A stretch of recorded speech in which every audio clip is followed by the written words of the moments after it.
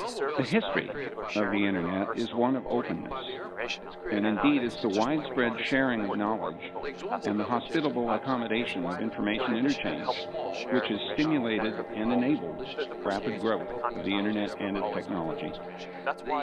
Like the citizens of a small town, which has turned into a great city, the citizens of the Internet community now find themselves forced to consider locking their doors. The Internet is a global phenomenon comprising some 27,000 interconnected networks in over 70 countries. Like the many institutions in a great city, the computers of the Internet have varying needs for security and access control.